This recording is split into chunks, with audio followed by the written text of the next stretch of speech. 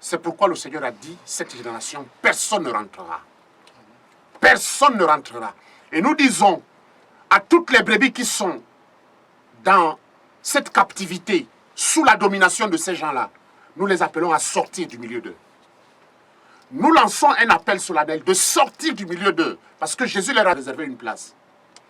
Ils ne reconnaissent pas la rédemption par le sang de Jésus. Deuxièmement, ils ressemblent à Balaam. Nous pouvons lire entre le verset 15 et le verset 16 du même chapitre. Ils ressemblent à Balaam. Parce que pour eux, il faut tout vendre. Il faut gagner à tout prix. Il faut de l'argent. Il faut s'amasser de l'argent.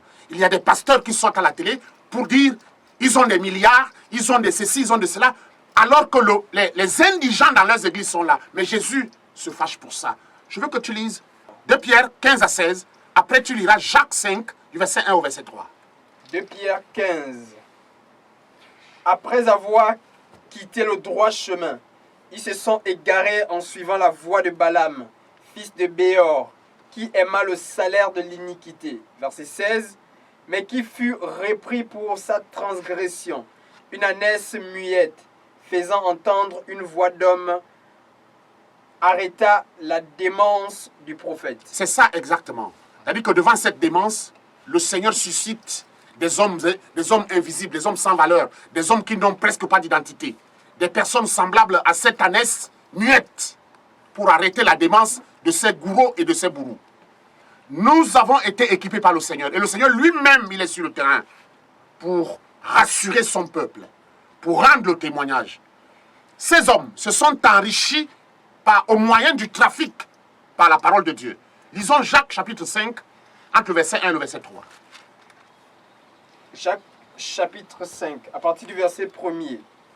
À vous maintenant, riches, pleurez et gémissez à cause des malheurs qui viendront sur vous.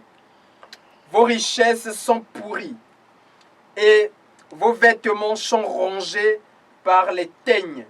Verset 3. Votre or et votre argent sont rouillés et leur rouille s'élèvera en témoignage contre vous et dévorera vos chairs comme un feu. Vous avez amassé les trésors dans les derniers jours. Verset 4. Voici le salaire des ouvriers qui ont moissonné vos champs et dont vous les avez frustrés. Et les cris des moissonnements sont parvenus jusqu'aux oreilles du Seigneur des armées. C'est ça. Le Seigneur est au courant des richesses illicites, des escroqueries de toutes sortes, des tueries, des